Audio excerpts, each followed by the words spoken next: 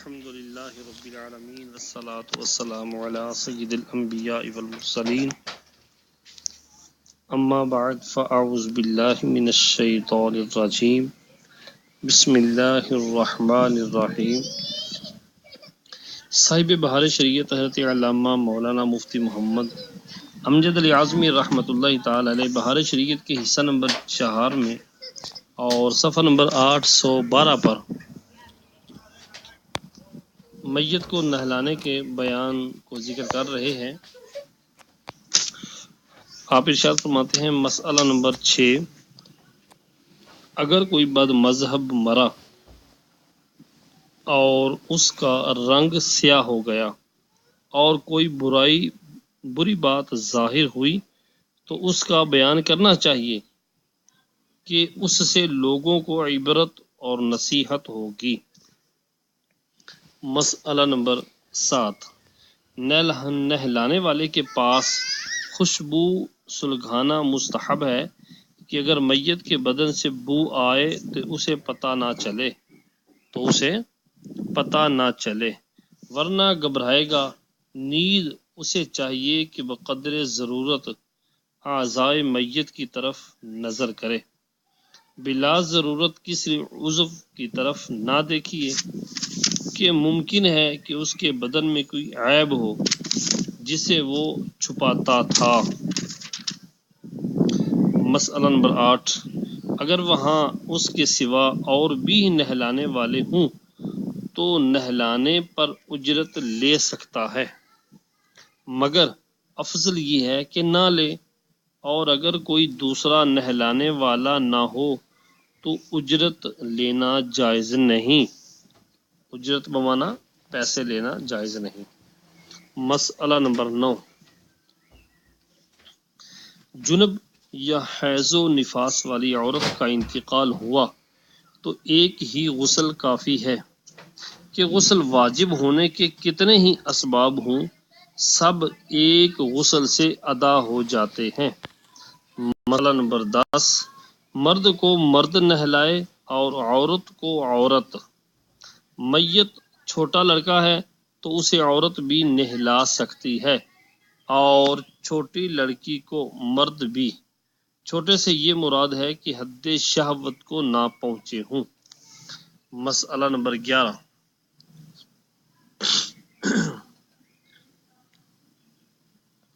جس مرد کا عضو تناسل یا انسیین کاٹ لیے گئے ہوں وہ مرد ہی ہے، یعنی مرد ہی اسے غسل دے سکتا ہے یا اس کی عورت۔ مسئلہ نمبر 12، عورت اپنے شوہر کو غسل دے سکتی ہے جبکہ موت سے پہلے یا بعد کوئی ایسا امر نہ واقع ہوا ہو جس سے نکاح ختم ہو جاتا ہو، نکاح سے وہ نکل جاتی ہو، مثلا شوہر کے لڑکے یا باپ کو شہوت سے چھوا یا بوسہ لیا یا معاذ اللہ مرتد ہو گئی، اگرچہ غسل سے پہلے ہی پھر مسلمان ہو گئی، کہ ان وجوہ سے نکاح جاتا رہا اور اجنبیہ ہو گئی، لہذا غسل اب نہیں دے سکتی۔ مسئلہ نمبر 13، عورت کو طلاق رجعی دی، ہنوز عدت میں تھی، عورت کو طلاق رجعی دی اور ابھی عدت میں ہے کہ شوہر کا انتقال ہو گیا تو غسل دے سکتی ہے، اور بائن طلاق دی ہے تو اگرچہ عدت میں ہے غسل نہیں دے سکتی۔ مسئلہ نمبر 14، ام ولد۔ ام ولد سے مراد یعنی وہ لونڈی جس کے بچہ پیدا ہوا اور مولا نے اقرار بھی کیا کہ یہ میرا بچہ ہے، اس لونڈی کو ام ولد کہتے ہیں۔ یا مدبرہ وہ لونڈی جس کی نسبت مولا نے کہا کہ تو میرے مرنے کے بعد آزاد ہے، وہ مدبرہ کہلاتی ہے۔ اور مدبرہ کی 2 قسمیں ہوتی ہیں، مدبرہ مقیدہ اور مدبرہ مطلق۔ مدبرہ مطلق یہ ہوتی ہے کہ مطلقاً آقا کہے میرے مرنے کے بعد تو آزاد ہے، اور مدبرہ مقید یہ ہوتی ہے کہ بندہ غلام کو آقا وہ لونڈی کو یہ کہے اگر میں فلاں بیماری میں مرا تو آزاد ہے۔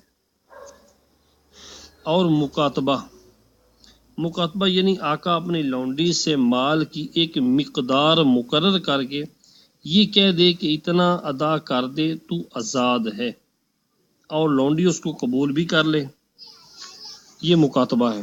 یا ویسی باندی اپنے آقا مردہ کو غسل نہیں دے سکتی، ام ولد یا مدبرہ یا مکاتبہ یا ویسے کوئی لونڈی اپنے آقا مردہ کو غسل نہیں دے سکتی کہ یہ سب اب اس کی ملک سے خارج ہو گئیں، یوں ہی اگر یہ مر جائیں تو آقا نہیں نہلا سکتا۔ مسئلہ نمبر 15، عورت مر جائے تو شوہر نہ اسے نہلا سکتا ہے نہ چھو سکتا ہے، اور دیکھنے کی ممانعت نہیں، یعنی عورت کو مرد دیکھ سکتا ہے، نہلا اور چھو نہیں سکتا۔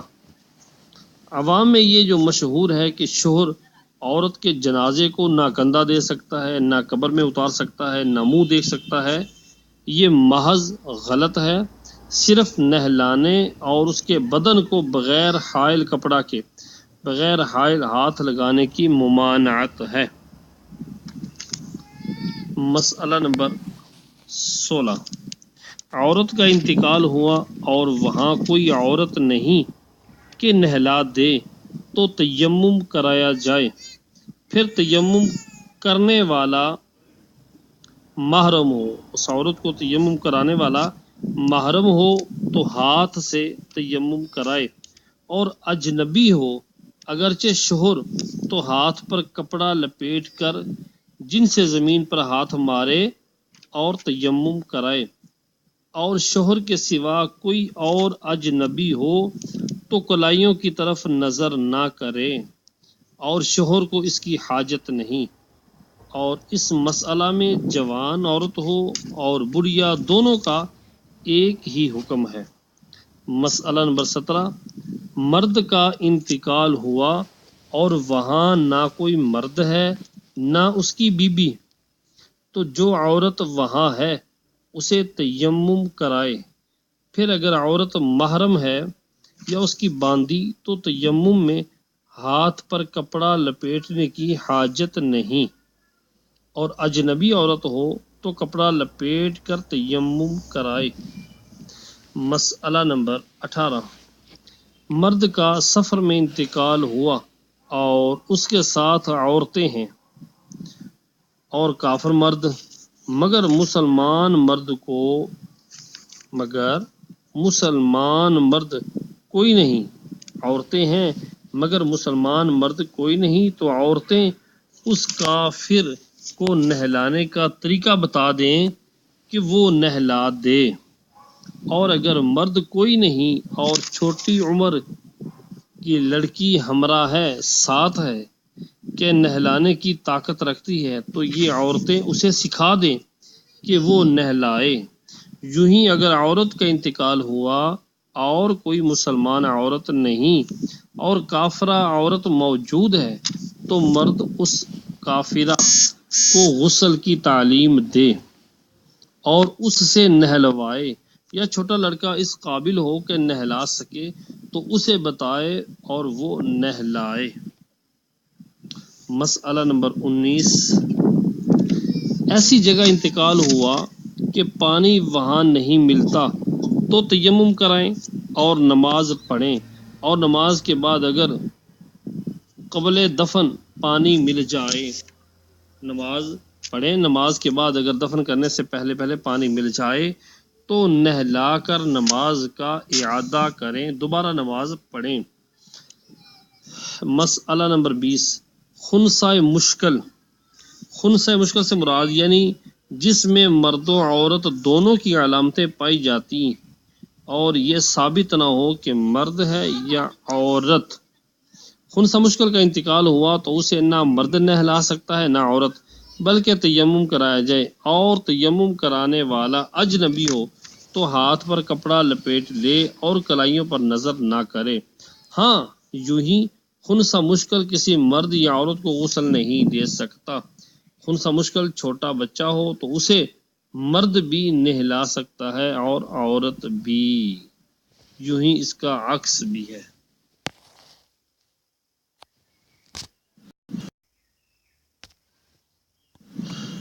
مسئلہ نمبر 21، مسلمان کا انتقال ہوا اور اس کا باپ کافر ہے تو اسے مسلمان نہلائیں، اب اس کے باپ کے کاموں میں نہ دیں۔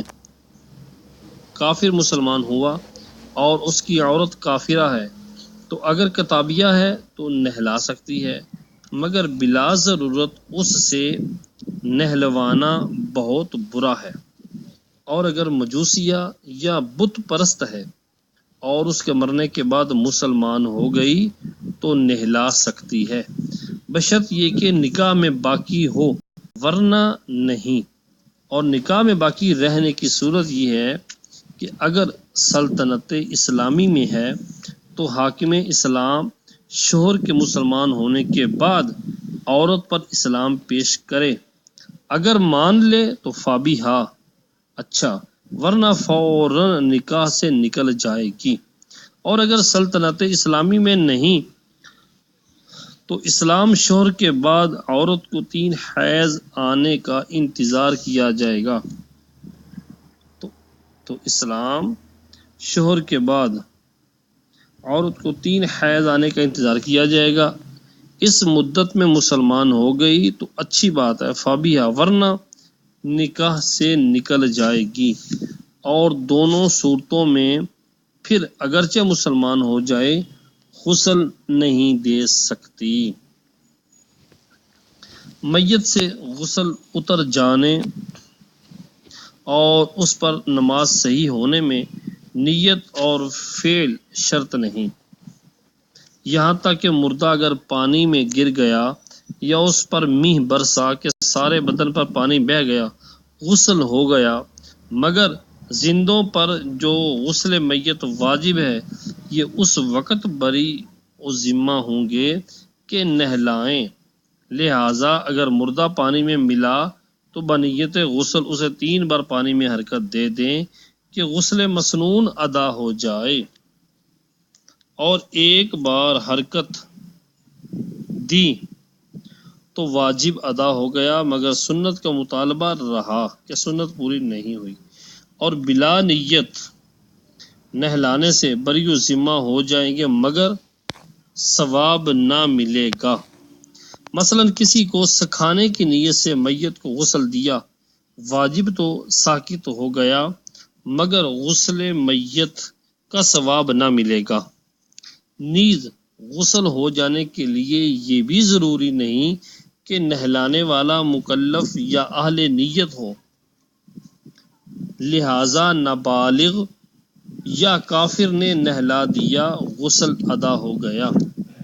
یوں ہی اگر عورت اجنبیہ نے مرد کو یا مرد نے عورت کو غسل دیا، غسل ادا ہو گیا، اگرچہ ان کو نہلانا جائز نہ تھا۔ اور مسئلہ نمبر 23، کسی مسلمان کا آدھے سے زیادہ دھڑ ملا تو غسل و کفن دیں گے اور جنازہ کی نماز بھی پڑھیں گے، اور نماز کے بعد وہ باقی ٹکڑا بھی ملا تو اس پر دوبارہ نماز نہ پڑھیں گے۔ اور آدھا دھڑ ملا تو اگر اس میں سر بھی ہے جب بھی یہی حکم ہے، اور اگر سر نہ ہو یا طول میں سر سے پاؤں تک دایاں یا بایاں ایک جانب کا حصہ ملا تو ان دونوں صورتوں میں نہ غسل ہے، نہ کفن، نہ نماز، بلکہ ایک کپڑے میں لپیٹ کر دفن کر دیں۔ مسئلہ نمبر 24، مردہ ملا اور یہ نہیں معلوم کہ مسلمان ہے یا کافر، تو اگر اس کی وضع قطع مسلمانوں کی سی ہے یا کوئی علامت ایسی ہو جس سے مسلمان ہونا ثابت ہوتا ہے یا مسلمانوں کے محلے میں ملا تو غسل دیں اور نماز پڑھیں ورنہ نہیں۔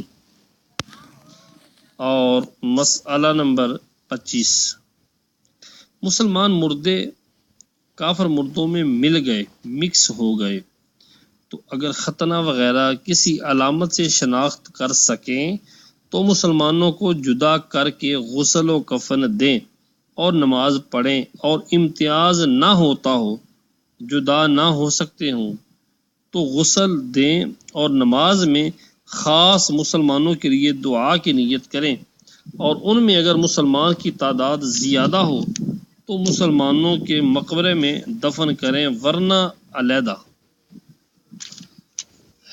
مسئلہ نمبر 26، کافر مردے کے لیے غسل کفن دفن نہیں بلکہ ایک چیتھڑے میں لپیٹ کر تنگ گڑھے میں داب دیں، یہ بھی جب کریں کہ اس کا کوئی ہم مذہب نہ ہو یا اسے لے نہ جائیں، ورنہ مسلمان ہاتھ نہ لگائیں نہ اس کے جنازے میں شرکت کریں، اور اگر بوجہ قربت قریبہ شریک ہوں تو دور دور رہیں، اور اگر مسلمان ہی اس کا رشتہ دار ہے اور اس کا ہم مذہب کوئی نہ ہو یا لے نہیں اور بلحاظ قرابت غسل و کفن دفن کرے تو یہ جائز ہے، مگر کسی امر میں سنت کا طریقہ نہ برتے بلکہ نجاست دھونے کی طرح اس پر پانی بہائے اور چیتھڑے میں لپیٹ کر تنگ گڑھے میں داب دیں، یعنی دبا دیں۔ یہ حکم کافر اصلی کا ہے، جو اصلی کافر ہے، اور مرتد کا حکم یہ ہے کہ مطلقاً نہ اسے غسل دیں نہ کفن، بلکہ کتے کی طرح کسی تنگ گڑھے میں دھکیل کر مٹی سے بغیر حائل کے پاٹ دیں۔ اللہ اکبر۔ مسئلہ نمبر 27، زمیہ کو مسلمان کا حمل تھا، وہ مر گئی، اگر بچہ میں جان پڑ گئی تھی تو اسے مسلمانوں کے قبرستان سے علیحدہ دفن کریں اور اس کی پیٹھ قبلہ کو کر دیں کہ بچے کا منہ قبلہ کو ہو، اس لیے کہ بچہ جب پیٹ میں ہوتا ہے تو اس کا منہ ماں کی پیٹھ کی طرف ہوتا ہے۔ مسئلہ نمبر 28، میت کا بدن اگر ایسا ہو گیا کہ ہاتھ لگانے سے کھال ادھڑے گی تو ہاتھ نہ لگائیں، صرف پانی بہا دیں۔ مسئلہ نمبر 29، نہلانے کے بعد اگر ناک، کان، منہ اور دیگر سوراخوں میں روئی رکھ دیں تو حرج نہیں، مگر بہتر یہ ہے کہ نہ رکھیں۔ مسئلہ نمبر 30، میت کی داڑھی یا سر کے بال میں کنگھا کرنا یا ناخن تراشنا یا کسی جگہ کے بال مونڈنا یا کترانا یا کترنا اکھاڑنا ناجائز و مکروہ تحریمی ہے، بلکہ حکم یہ ہے کہ جس حالت پر ہے اسی حالت میں دفن کر دیں۔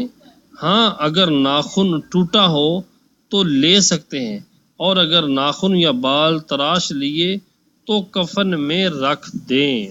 نمبر 31، میت کے دونوں ہاتھ کو کروٹوں میں رکھیں، دونوں ہاتھ کروٹوں میں رکھیں، سینے پر نہ رکھیں کہ یہ کفار کا طریقہ ہے۔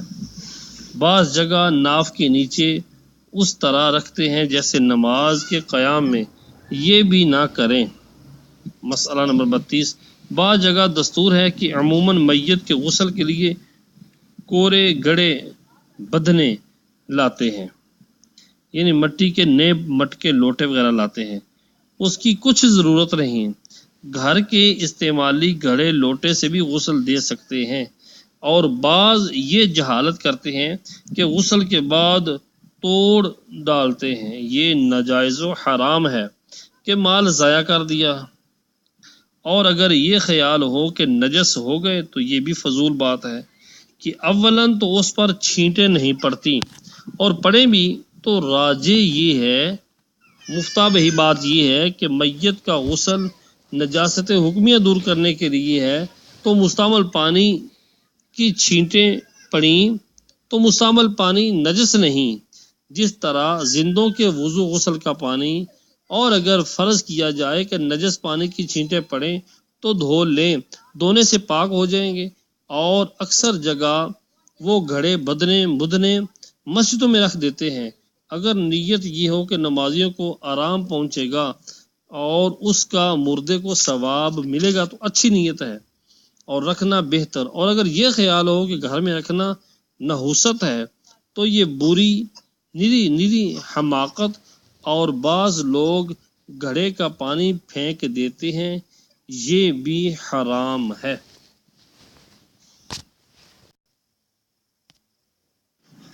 کفن کا بیان۔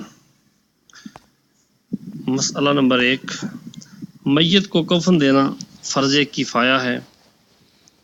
کفن کے 3 درجے ہیں۔ نمبر 1 ضرورت، نمبر 2 کفایت، اور نمبر 3 سنت۔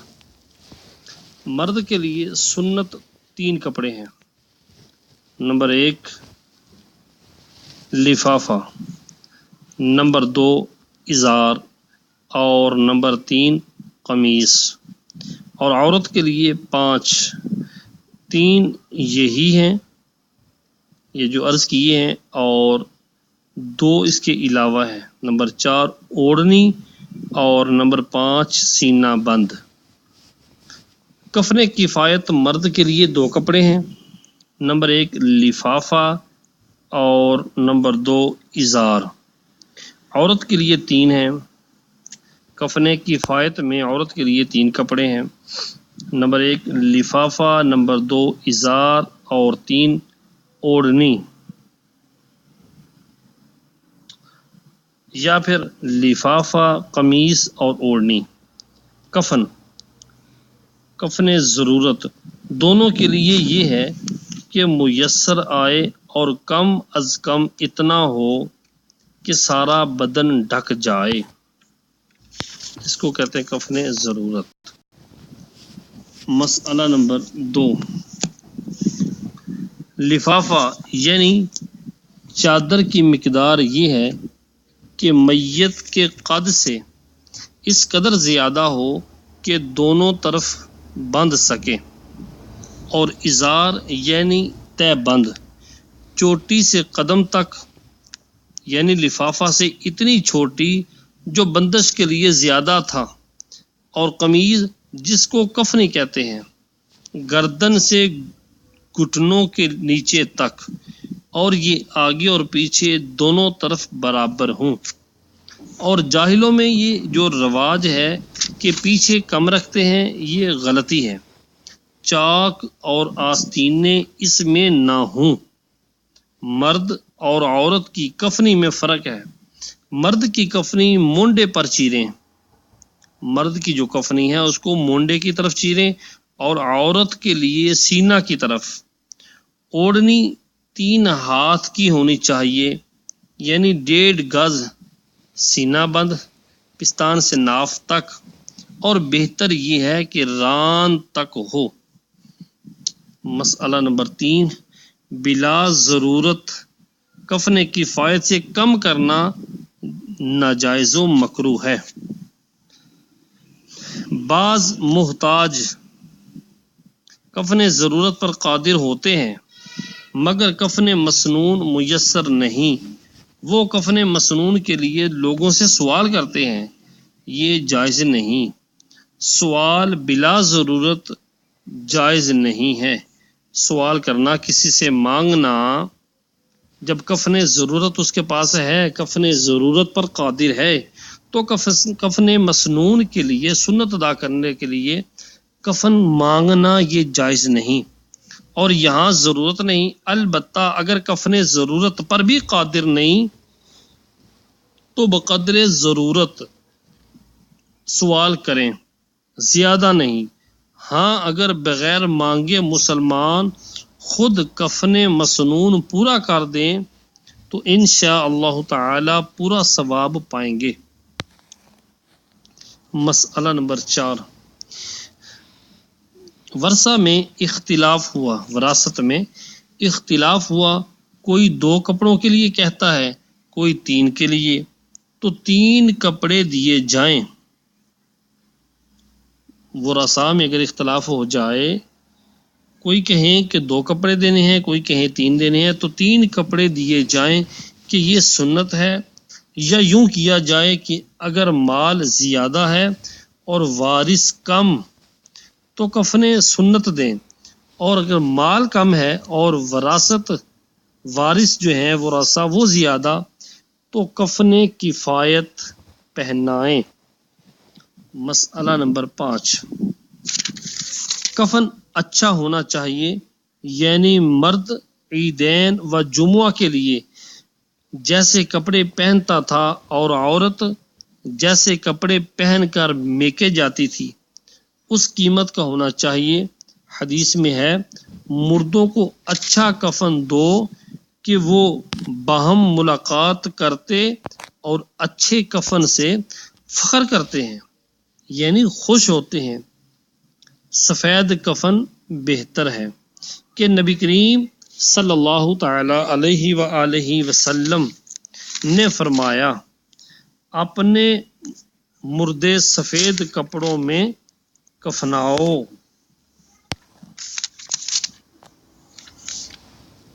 مسئلہ نمبر